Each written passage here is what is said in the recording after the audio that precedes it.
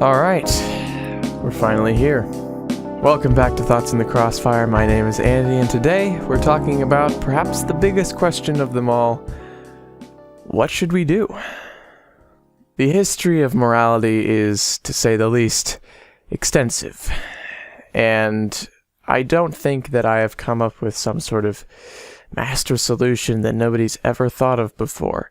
But what I do have is a justification for an ethical basis on which I can actually make scientific, falsifiable claims about what ought to be done. And that is very important. So first I want to talk about why we should even look for an actual ethical basis. Why not just be moral relativists? That seems to be the actual truth, right? So why not just go with that? Moral relativism is, while probably the actual case, quite meaningless. And this is not to say that something being meaningless means it's untrue, but it is to say that we should not consider it when informing our actions. Because in the case that moral relativism is true, we cannot be logically consistent. And we cannot have reason for any ethical decision. We might all agree on certain axioms and then be able to make logical claims about what we should do based on those axioms, but if those axioms are unjustified, the whole thing falls apart. When you drive somewhere, you put on your seatbelt, hopefully. And you do that not because you know you're going to crash, but because there's a small chance that you might crash. And in the case that you do crash, you're going to need that seatbelt. And in the case that you don't crash, it's not an issue to put on your seatbelt. So, that forms a very nice analogy for this, where putting on your seatbelt is informing your actions based on objective ethics. The crash, or the potential for the crash, is the potential for ethics to actually exist. And the car ride is life, I suppose. Now this sounds a lot like Pascal's wager, doesn't it? Indeed, that was brought up very quickly when I presented this idea to a few people on Genetically Modified Skeptics Discord server, and they said, hey, isn't that exactly the same logic as Pascal's wager? And yeah, it is very similar logic to Pascal's wager. The key difference is that Pascal's wager has untrue premises, and this doesn't. So Pascal's wager is flawed because it commits a false dichotomy or a black and white fallacy in that it says you either believe in God or you don't. And with Pascal, that was specifically you believe in the Bible. You are a Christian or you aren't. But of course, those are not the only two options. You could be another religion. You could be a part of another religion. And so it ignores other religions. That's a big issue. Okay, mine does not have a false dichotomy. The two options are objective morals don't exist or objective morals do exist. Those are the only options. There's no specific religion or specific doctrine in there. It's just the two options. It's the X or the not X. That's a true dichotomy. The next problem that Pascal's wager has is that it assumes that belief is a choice, which it isn't. You're either convinced by something or you're not. Belief is not a choice. Certainly not a choice out of your own will. But your actions, if anything is a choice based on your will, your actions are. And that's what I'm talking about. Again, I don't believe that objective morals exist. In fact, I'm very confident that they don't. But I will inform my actions as though they do anyway.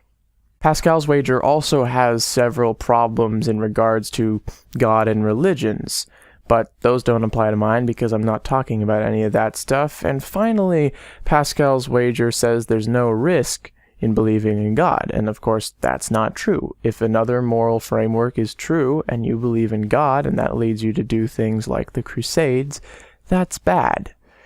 So there is risk in believing in God, but there is no risk in the case that objective morals don't exist. Now, we might all agree that certain things are bad, but if those moral truths are not objective, it doesn't really matter. Nothing really matters. Everything is arbitrary and nihilistic in the case that objective morals don't exist. This is a true premise, unlike Pascal's wager, which does not have true premises. Now, I want to clarify something. I've been kind of using the word ethic and moral and ought interchangeably here, and I do mean them all to essentially mean the same thing. Ethics is the study of morality. Morality is what ought to be done. And so I'm using those all pretty interchangeably. And I do mean, whenever I'm talking about any of that, what ought to be done, because that's what actually matters. So, there's lots more to discuss, and I hope to have lots of discussion in the comments about whether we should even be looking for this objective framework or not. But I'm going to leave that for the comments, and I'm going to continue on and talk about what is this framework. We think we should have a framework. Where do we actually get it from? How do we actually figure out what it should be? In the presupposition that objective morals exist, there are a couple of other things that we kind of implicitly assume. One of those things is that free will exists, which I have no idea how free will could exist, but I cannot be certain that it doesn't. So that's important. I think maybe the underlying principle of all of this is that uncertainty is where the meaning of life resides. Another assumption is that ethical answers are falsifiable. That must be the case if this is an objective framework. It's a framework that actually has a basis, a logically consistent basis. It must be falsifiable. When we make a decision, it must be possible for that decision to be wrong. This need for being falsifiable is why I say that there must be a source, because I think the only other option besides having a source is being arbitrary, and obviously being arbitrary, it cannot be falsifiable then. Maybe I'm making a black and white fallacy in saying that it's either arbitrary or it has a source, but I don't think so, and maybe I'm wrong about that, so let me know if I am. So I assume that there is a source. So then we say, what is this source? So there's two options. Morals can come from not us, or they can come from us.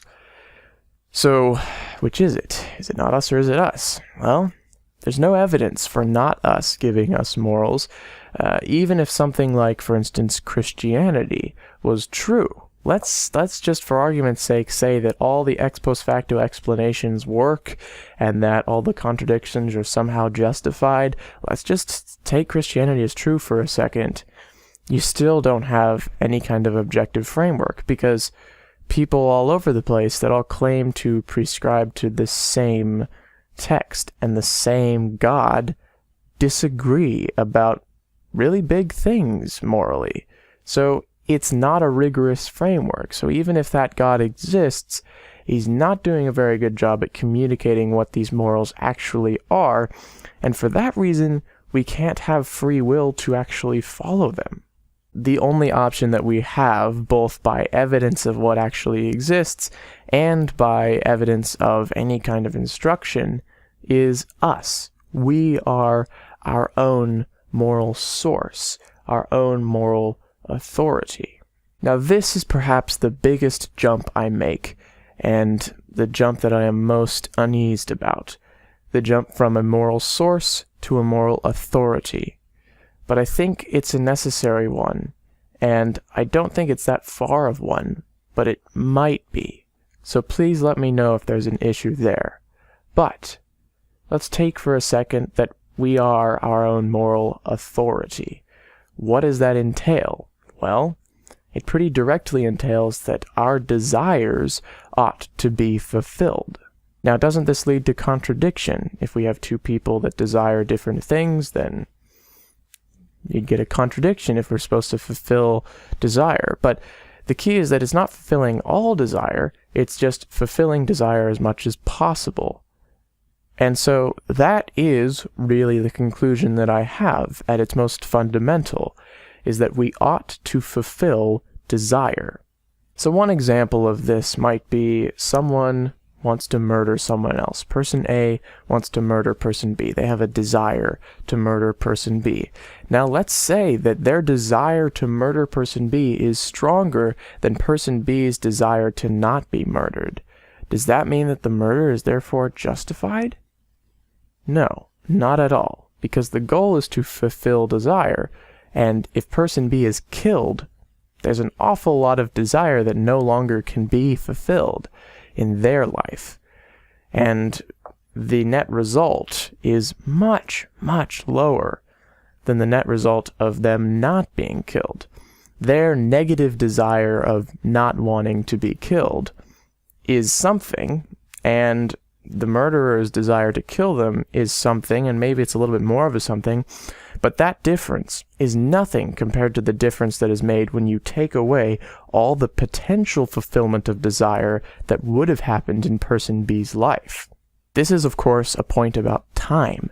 Time matters, because if this objective framework is true now, it's going to be true in the future as well. So, time matters, and we ought to maximize the fulfillment of desire as it goes into the future. We can't affect the past. The past matters, and we can get informed by the past, but we can't affect the past. So we're looking at maximizing the fulfillment of desire as we go into the future. A final note that I want to make very clear is that with humans, this actually conveniently simplifies down quite a bit to saying we should minimize suffering and maximize happiness, because that's what all of us want. Really, that's what we all want. And we might presently want something a little different than what is best, but again, if our desire is to be fulfilled maximally over time, then there are still scientific falsifiable methods through which that can be achieved that might conflict with present notions that we have.